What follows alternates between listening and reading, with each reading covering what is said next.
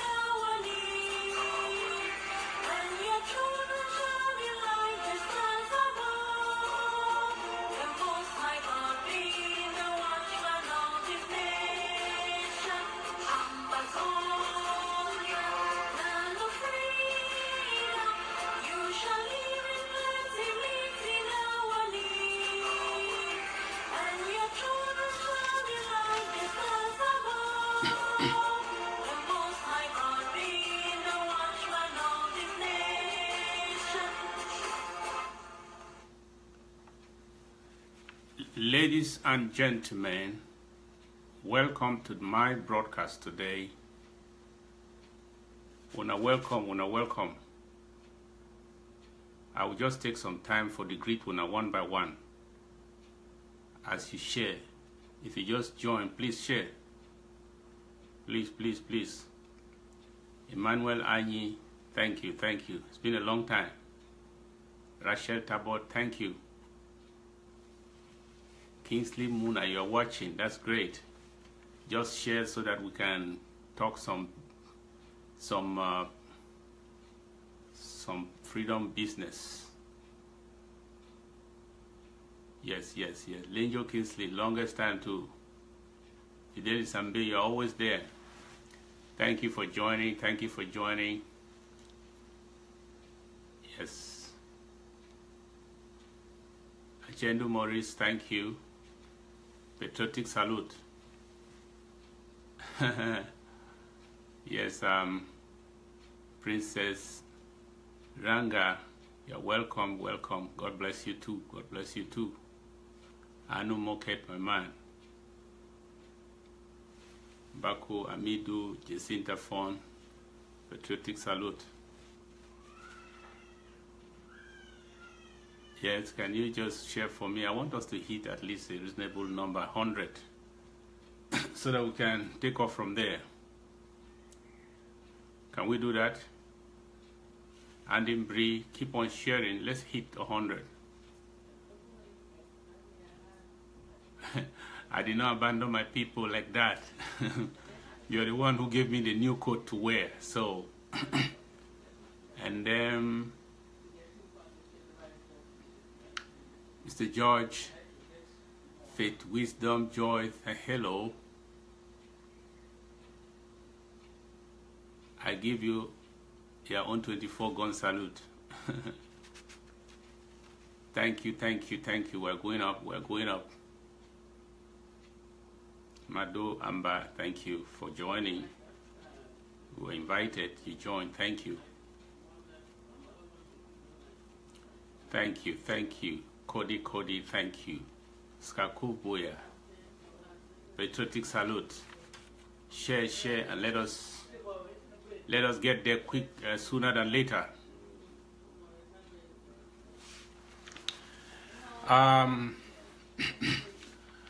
You are all welcome to this special broadcast, and I have a lot of things to say, especially at this very critical time in our struggle.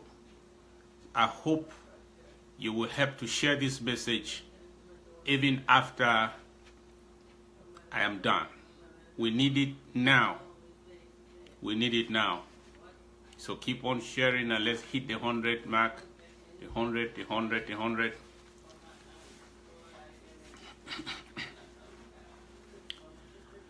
You know, as a government, we endeavor to bring you the truth. We endeavor to bring you the truth because there are many facts out there. Facts. Facts are things somebody say, I know it, I've seen it, and he's the only one who says so. I verified it, and sometimes the facts are not, they don't tell you the truth. There are some facts that are not, they are not the truth. Because what the eye cannot see is not a fact, but yet it exists. So they are not all facts are truth, and not all the truth is not necessarily a fact that can be checked. We endeavor to bring you the truth because the truth will always prevail. The truth will prevail. Some people will be killed because of the truth, because nobody understood them and nobody agreed with them when they said it, when it happened. But later on, everybody came to that realization that they were right. And so they became heroes. As a government, we are led by faith, not by fear. If you have a government that is run by people who act because of fear, then you are in danger. You are in danger. We act by faith. We refuse to act by fear. Because let me tell you, even myself sitting here, anyone in this government and in this revolution, anything can happen to us. But the people that have decided we are going to Buea, they will not react by fear. They will act by faith. Because whatever, come what may, we are marching to Buea, period.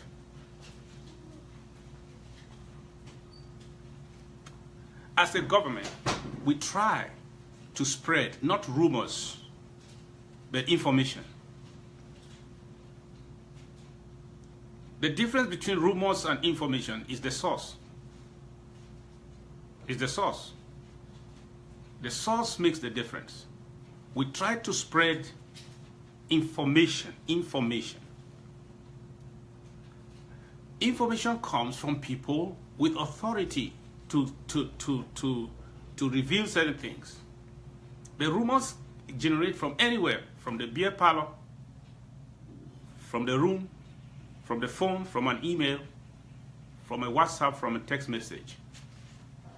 They can originate from anyone, anytime, anywhere. But a government is not run like that. We cannot function on rumors. We try to function on information. And my counsel to you people, to all of us, is to know that La République have finally discovered that our strength is the social media. They have discovered our strength. We have prosecuted this case, our revolution, mostly on social media. That is the arm.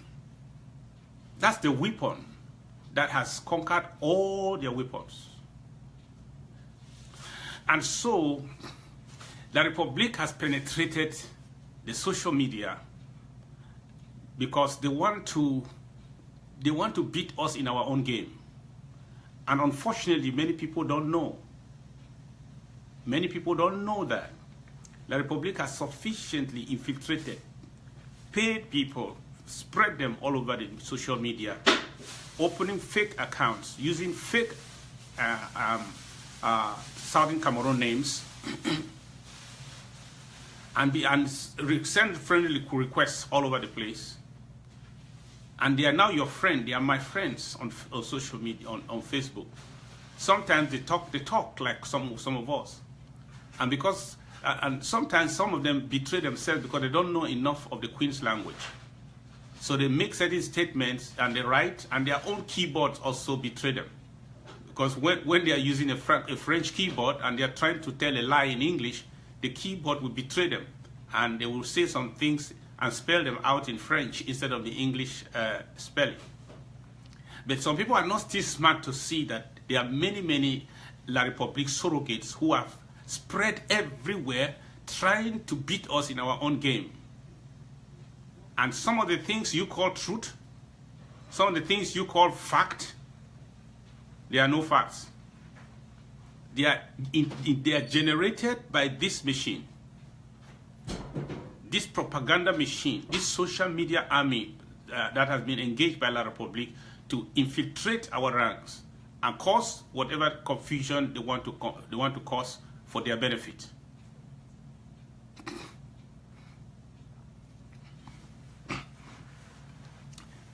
This is the time that we need the IG more than ever before. For those who question why we should need an IG at this time of the revolution, they say we don't need one. This is the time. Because when there's a lot of noise, that's when you need a voice you can distinguish and you can trust. When there's a lot of noise, that's when you need a voice. When there are a lot of actors, that's when you need, the trust comes in, the issue of trust comes in. So you need an authority that can help you to tell you who to trust and who not to trust.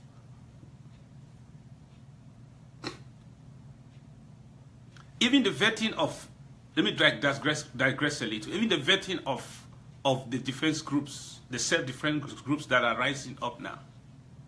You know, La République is going to get involved.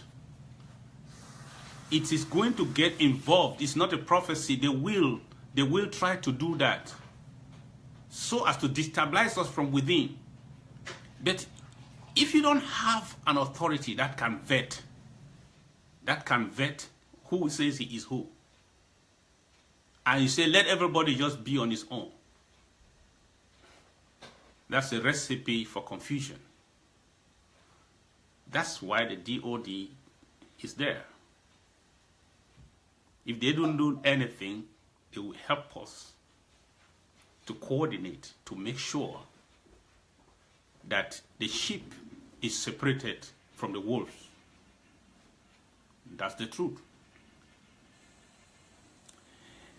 It will help us to correctly channel the funds to the sheep and not to the wolves.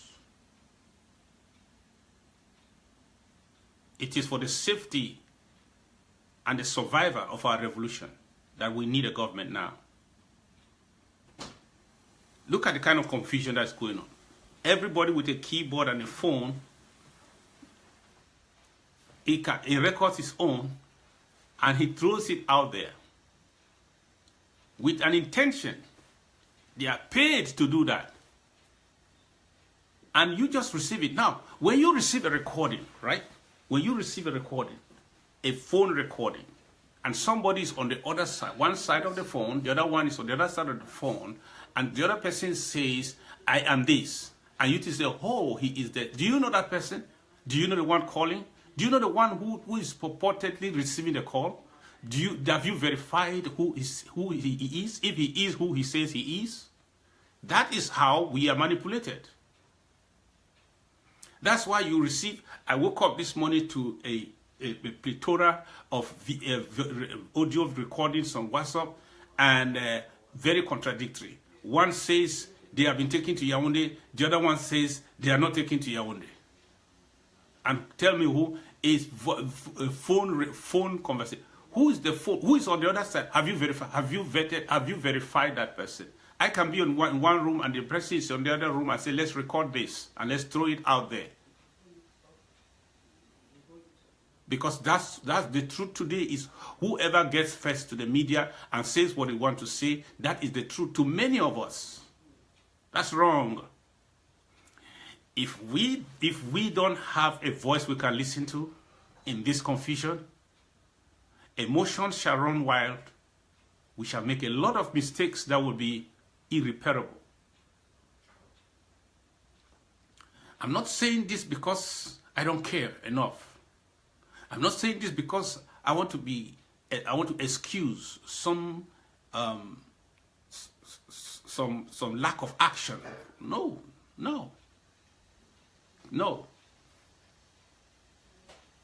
Silence should not be interpreted as idleness. Silence should not be interpreted as idleness, as some people may want.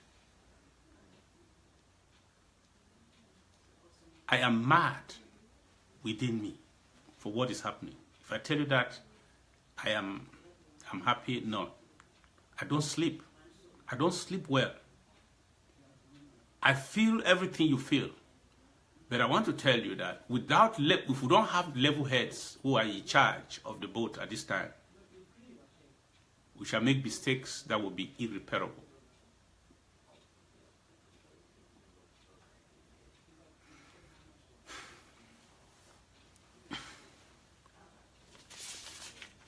I came today because I want reason to prevail, even in the midst of our emotional stress.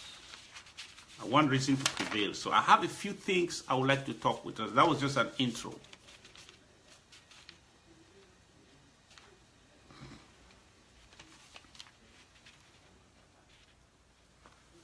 Our leaders. Let me read you their names again,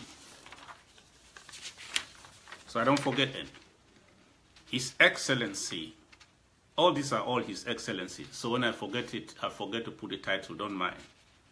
Sisiko Ayoktabe, Professor Che Awason, Dr. Mfo Ngalafo, Barrister Nalova B,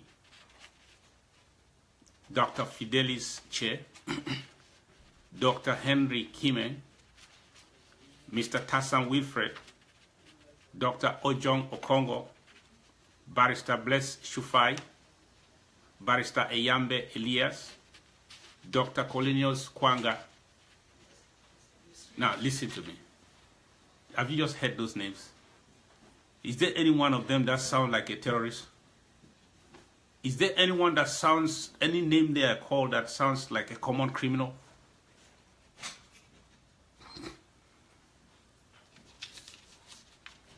They were arrested in Abuja on the 5th of January 2018.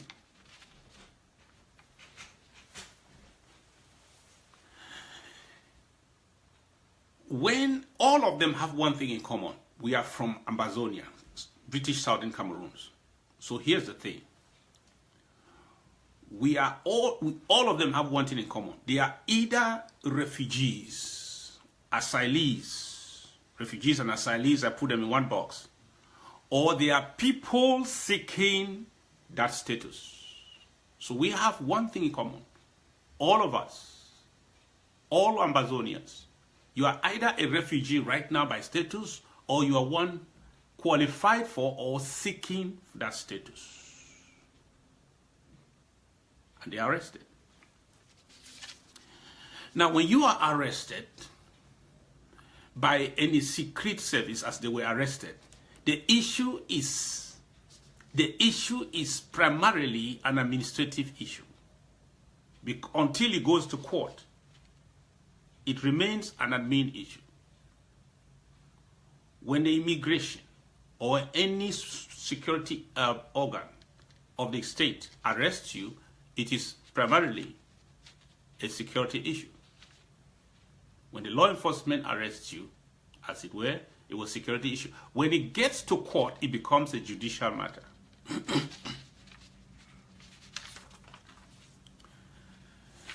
So, our leaders have been confirmed severally to be all in Nigeria. These people, I call, all of them, every single one of them, they are in Abuja. And we got another confirmation that the 39 that were arrested in Taraba State, they flew from Jalingo to Abuja today under the supervision of the United Nations High Commission for Refugees. In fact, the United Nations High Commission for Refugees sent a lawyer, their lawyer, to Jalingo to supervise, to ensure that the operation was hitch-free and that they were brought to Abuja. It is still an administrative detention.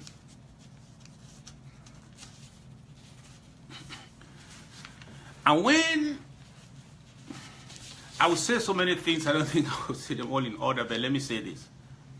When it is an administrative detention, a lot of things are possible that can happen, which may not happen if it becomes a judicial detention or a judicial matter. The courts does not come in to understand us, to understand the matter. They come to interpret the law and declare guilty or not guilty. But I want to tell you that Nigeria is more interested in this matter than just a verdict of guilty or not guilty. Because Cameroon, La République, and France have fed Nigeria with too much intoxicating lies about us, about the issues. There's a lot of lies that have been peddled to the Nigerian government. A lot of accusations, a lot of things that have been sold to the Nigerian government. And they don't really, all they know up to this time is much of what the French and the La République have made them to know about us. Our government has not been officially presented to the government of Nigeria. We have not had a state, we have not had a presentation of our government to the government of Nigeria. We were just recently appointed. We don't even yet have an ambassador for Nigeria. So our government was supposed to have been, by now, presented to the government of Nigeria, where we will really sit down with their experts at the Ministry of Foreign Affairs or the presidency to explain to them where we are coming from and who we are. We have not done so yet. So the Nigerian government cannot pretend to say they know everything about us. Everything they know about us up to this time is what they have been told, or what the storyline of La République and the French concerning us, or probably from the media, from the anti-Ambazonia media. So, if Nigeria has arrested us, I'm playing the devil's advocate now. If Nigeria has arrested our people, this is, and has made it up to this time, an administrative detention. This is the opportunity they have to understand the issues to their roots. This is the opportunity they have, and I'm sure before they come, when they come back, you will hear more from the horse's mouth. This is an opportunity for the first time to hear the leader of Amazonia talk to him, talk to the government, or very important figures in the government about who we are, what we want, so that we are not who they have defined us to be, but this is who we are and this is our story. For the first time, even members of Congress or members of the Parliament and Senate in Nigeria are knowing our story. What about the services of the presidency? So if Nigeria wants to go down to the root of the issues, which is understanding the issues from their roots, to understand exactly who we are not terrorists. But go to the French media, we have been painted to be such. If Nigeria wants to understand the issues right from their root, they only have to get it now from the horse's mouth. Unfortunately, in a method that is not very pleasant. That is not exactly what we want. And you know, when a government comes out to make official announcements, confirming, making official statements, they are open to international scrutiny from that moment. But if they want to have an in-house, trying to understand an issue from the root, they will keep it administrative.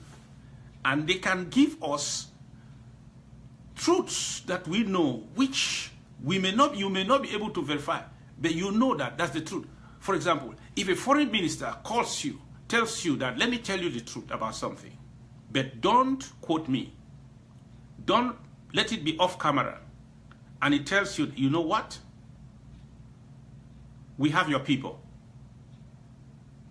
Will you say because he did not make that statement officially, he is lying? Will you say, no, okay, if you don't put it in writing, you are a liar? Will you say that? If you go right to you are working with the government, and then you go to write maybe the office of the number 2 in the nation, and he says, I want to tell you something in confidence, and he tells you that thing, will you say that, okay, since it's off camera and you did not write it on piece of paper, you are lying to me?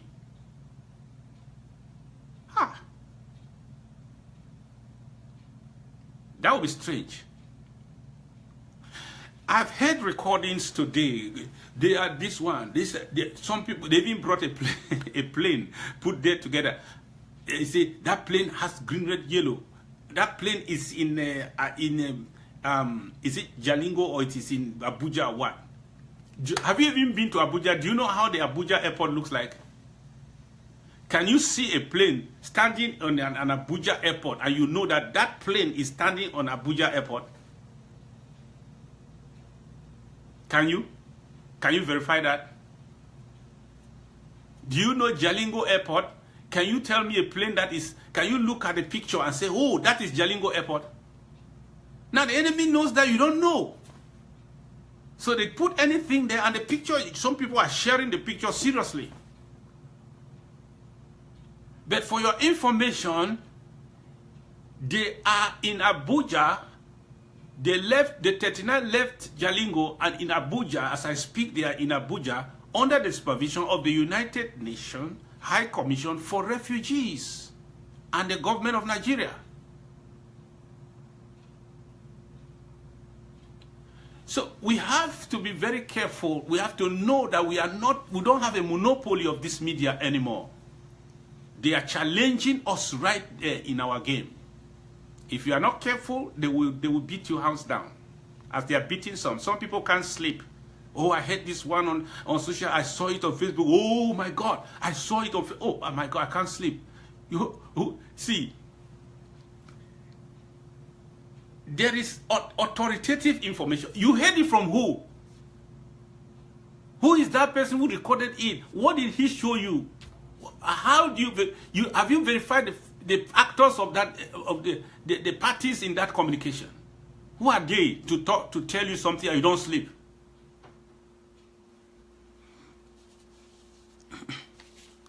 So let me tell you, whether good or bad, I don't want to question the method. We are coming out of this thing stronger than we went in, because right now the Nigerian government understands the problem of Amazonia more than they did before the 5th of January. And by the time this thing is over, they will understand us better. Not just the government, but the people of Nigeria. If we do what we have to be doing, instead of listening to WhatsApp audios and you say, I cannot sleep, oh, I cannot sleep, oh, I cannot sleep. If we do what we have to do, our number one ally, Nigeria, will understand us better than they did before the 5th of January.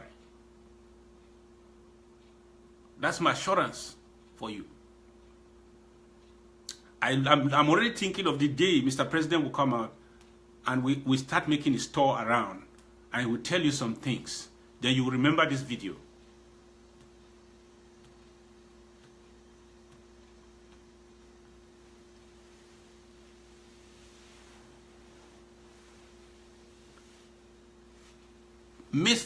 Our Secretary of State for Communication went right to the lion's den to get information and not rumors.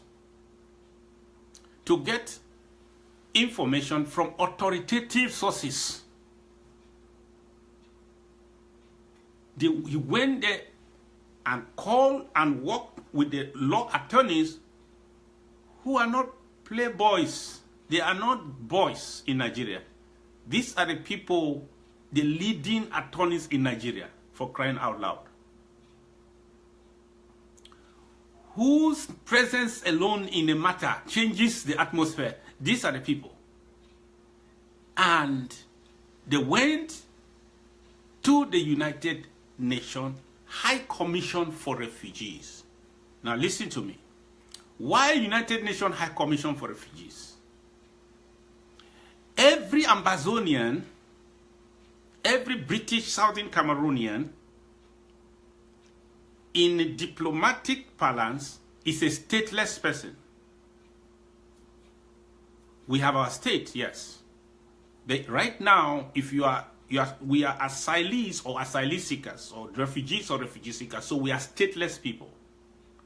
Our only government in any country is the UNHCR, is the United Nations. And UNHCR means United Nations High Commission for Refugees. He is the president in any country of the stateless people. He is there to protect them. He is there to fight for them. If they are hungry, he is the one to cry aloud the world so that they can get food to eat. He works with governments and organizations to make sure that the refugees and all the asylees and those in need of that status, they are attended to by the governments. That is their job. That is the job of the UNHCR. When you are as an asylee, you find yourself in any country, your own embassy is the UNHCR. Your government in that country is the UNHCR. The person you call for help anytime is the UNHCR. And probably in collaboration with the host government. That's what it is. So when people are in an administrative detention, and you hear that the UNHCR is already in the middle of the matter, it means it is government to government going on now. And if the host government has refused to open it to the public, it's because they want to solve this thing administratively. If they don't want to solve it administratively, they will open it for the lawyers and open it to the press and make official statements and send it to court. When the courts come in, they are not coming to understand us. They are coming to interpret the law and decide who is guilty and who is not guilty. That does not bring the kind of understanding that we need, that probably the government of that home country needs to have with the UNHCR concerning our status and our activities. If the UNHCR has already, the government already made every effort. They have not to make every arrangement to make sure that the UNHCR is seeing them regularly. It's not one time. The UNHCR seeing them regularly. Why? And for that reason, they have even their position has been improved. They are living in a security guest house, where they even have a medical doctor who attends to them. So, okay, as far as if they remain under this administrative detention, people can plead for them. People can plead our case to the government to explain exactly. Amnesty International has already pleaded for our case to the government. But you know, if the matter goes to court, you don't plead to court in the court. Nobody intervenes when matters get to the court. But if it is still an administrative detention, you can plead. Amnesty International can plead. Friendly governments can plead. other church organization can plead, and some who know our problem can come and explain to the government who we are and who we are not. But when things go to the court, every decision will depend on the judgment of the court, right or wrong. So under this atmosphere, there is a clear possibility of mutual understanding. We are coming out differently. Not only the government, but the Nigerian people will understand us now more than ever before. And you know, it is only under see now, as long as they remain in administrative detention, the UNHCR can help every one of them. Do you know that if you are arrested by any security agency and they threaten to repatriate you, even it is 1 minute before the plane takes off in detention, if you request for asylum or refugee, do you know that they will stay your repatriation? According to the international conventions, they must stay your repatriation. That means they will stop it. Because according to international convention, once the man pleads for that, I am afraid for my life, I will be killed if I go back, I cannot go, immediately they will stop that repatriation process until a competent court will hear that matter and say, okay, it can be repatriated or extradited.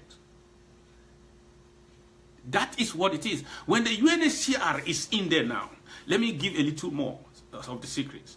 When the UNHCR is at the middle of this matter, some of the people don't yet have refugee status because probably they did not see the need. They were residents. But today, they are reminded that they have a nation, so they can repatriate them. But if the UNHCR comes in there, and they are already talking with the UNHCR is there knowing that everyone from Amazonia and now with the government of La Republic seeking for them, trying to get them, arrest them. The threat is real. Has a credible threat against his life if he returns home. Therefore, even if they needed to make their to regularize their status with the UNHCR, that will be done within this interval. The UNHCR is not there to just come and tend to their wounds or come and comfort them and go. They are there for work. They come and communicate with them for work.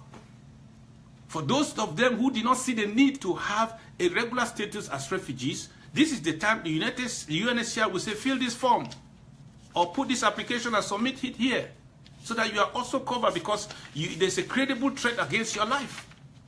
So that they all completely get the status they were supposed to have all together as refugees, as people who cannot go back to their country. All this can only happen during the administrative detention. If he goes to court, they will only interpret the law according to the judge and make a pronouncement, and that's it. So the Nigerian government is already collaborating with the UNHCR. Is it for or against our people? It is for the people's, for our advantage. The people in Jalingo, I don't think all of them had refugee status. If at all, any one of the 39 had a refugee status. But the UNHCR has been able to intervene. Their lawyer has been able to secure. They are coming to Abuja for what? Why is the UNHCR in the middle of it? United Nations High Commission for Refugees. Why are they involved?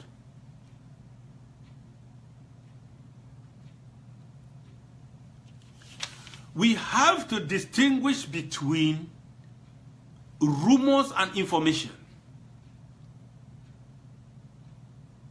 Speculation and the truth. You can put 1 to 1 plus 1 to plus 1 and see something missing and you make a speculation. That's why I put my message yesterday in a few words. I said, we did not want to rely on distant recordings. And so Secretary Chris had to go there face to face. And Secretary Chris spoke not with protection officers. Protection officers are field workers. They don't know the policy matters that connect government to government. They don't know. When you take your phone and all you can talk to is a protection officer, what do you know? What does he know? I've worked in that circle before, so I know what I'm talking about. What the commissioner talks with the Minister of Foreign Affairs and the government and the presidency, the protection officers don't know that. They go on little assignments they give them to do. They are field workers. You take your phone, you talk to a field worker, and the person says, okay, I know. I will see what to do with that. And you think that United Nations has spoken. Which United Nations has spoken? You don't know how the system works. When Secretary Chris went there, he did not go to protection officers. He went to see the commissioner, who is the ambassador for all the refugees and all the asylees in Nigeria, and spoke with him face to face. So, his assurance, I am seeing this, we are seeing these people regularly, and they are fine. Their welfare is well taken care of. They have a medical doctor at their disposal to make sure they are fine.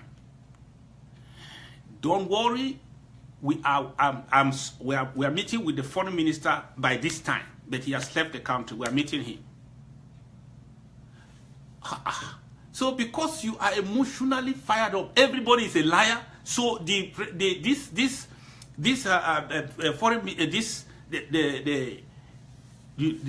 High Commissioner just suddenly became a liar.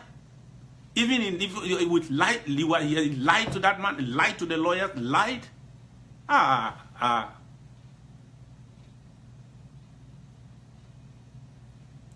What about the foreign minister of Nigeria? The foreign minister of Nigeria.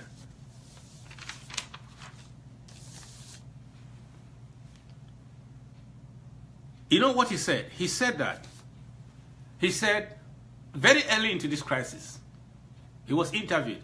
He said, I don't know whether to call it an arrest or just in some interrogation. What does that mean? I know it doesn't make a lot of sense. What does it mean?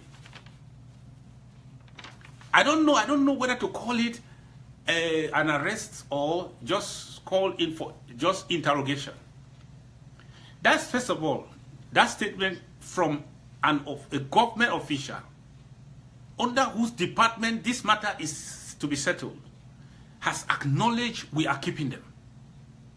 He said that I cannot characterize it as, I don't know whether to characterize it as an arrest or for questioning, just call in for questioning. I know that they have some safe face, some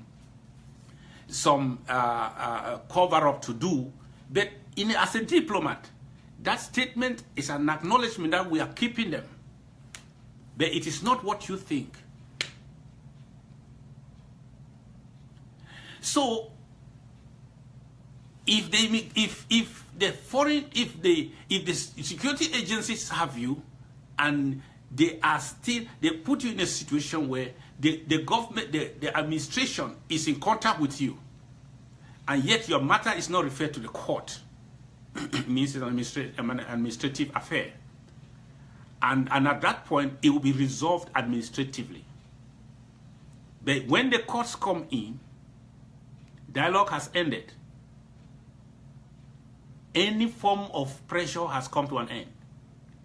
There is no understanding, no extra official understanding again possible. The only thing now is what the lawyers and the judges will interpret in court. We are not there. I prefer, if you ask me, I will tell you that I would prefer an administrative settlement than a judicial one. Because when the matters go to court, this is what happens. The courts don't get to the truth of matters. No. The court is not there to look for the truth. The burden of the court is to prove that the prosecution is to prove that you are guilty. And the defense is to prove that according to the law, the evidence is not enough to convict you. and to cast doubt on any charges, so that when you cast that doubt, so that you will not be convicted because of insufficient evidence. The court is not there to go down to the bottom of the truth. It is only through administrative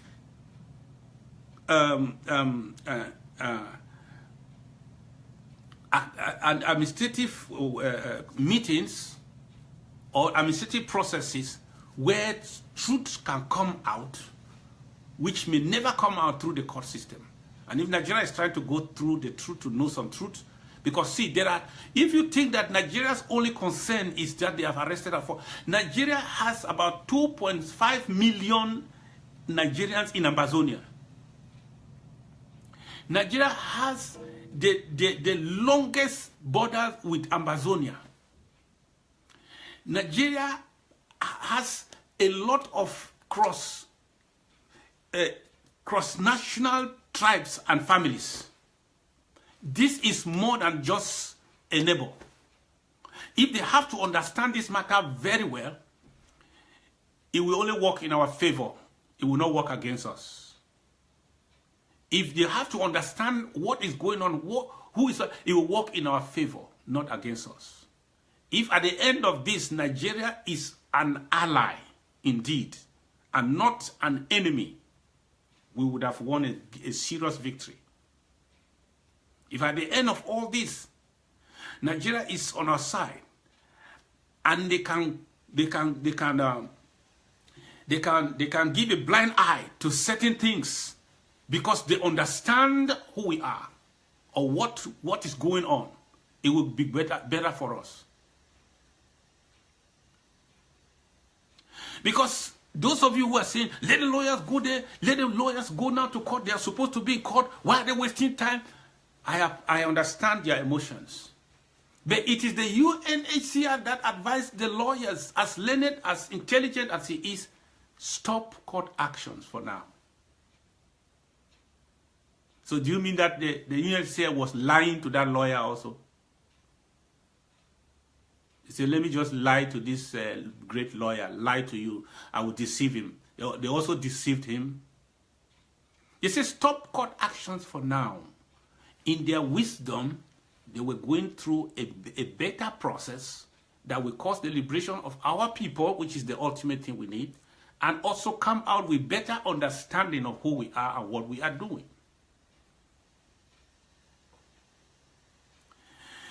Allow the lawyers to go and see them where they are. Allow the families to go and see them where they are. These two things. When these two people are allowed to go and see people who are in detention, the next thing is the court will be drawn in. And other powers, the courts will be drawn in. There's no other thing the lawyer comes to a matter to do. He wants to get his evidence and get the interview, listen to the people and start knowing exactly how to start the legal fight.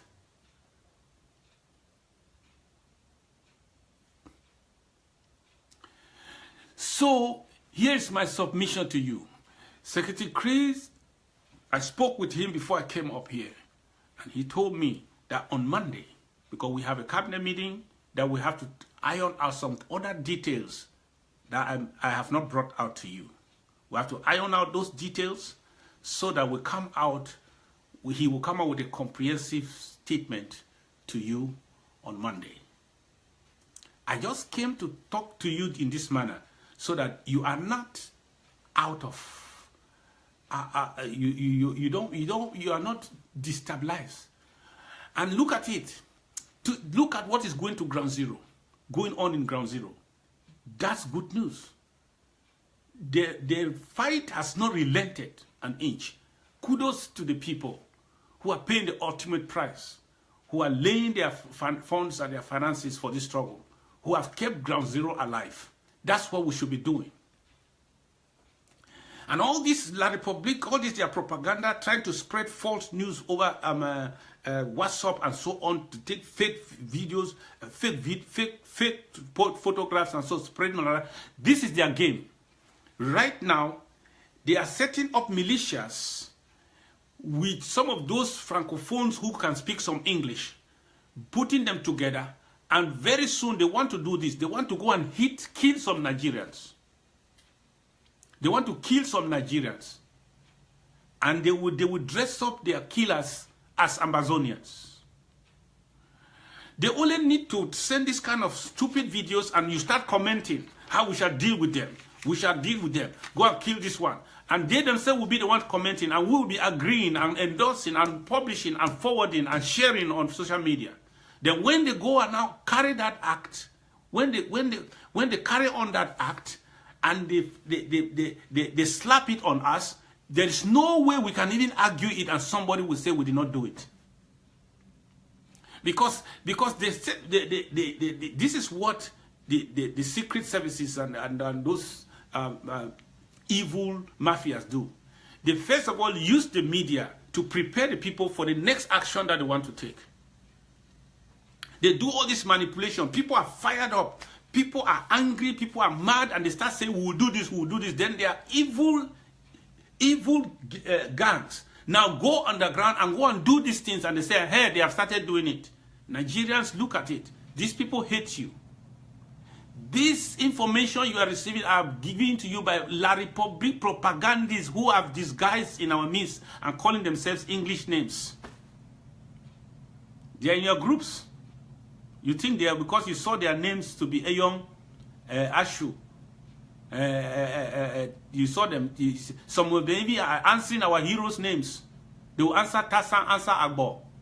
You say, okay, this is one of us. You admit them in your forums. They are not. They are wolves in sheep clothing. And they will use them like this to spread out some information so that when they are fired up our base and misdirected their emotions, and then they are making statements that are out of place, then they will now send their action team to go and carry some hit actions, and they put it on them. And there are some of us in our ignorance who will go on Facebook, if not the part of their team, will still go on Facebook to claim the actions, to claim that yes, we did it. Yes, we did it. Let them know that we Ambazonians, we are angry. You know what that does to the struggle? Do you know what that does to the struggle? At a time that we're supposed to be watching over the Nigerians as they are watching over our desperate people who have crossed the borders. And more are coming into Nigeria. They would have just changed the equation. We have to be vigilant. We have to keep our emotions under check. We have to rely on information and not rumors. We have to rely on the government that we have put in place. We are not dumb. Silence is not inaction. Sometimes silence is just that. I don't know if telling you the truth now will help you or destroy you. Silence at times is that telling you the truth now may endanger a greater good. So I may decide to keep it. And I tell you, be calm. That's what it takes to be a leader.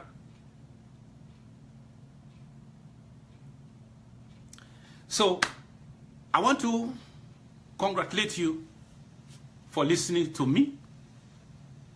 And I came to talk to you as Common Sense live show, not as the Undersecretary for Foreign Affairs. So I had to just, you will get official information from Secretary Chris on Monday, but this is good enough to keep your emotions under check and know that some people are working, and seriously so, to make sure that we come out of this better than we went in. God bless you, and God bless the nation of the Federal Republic of Amazonia. Bye-bye.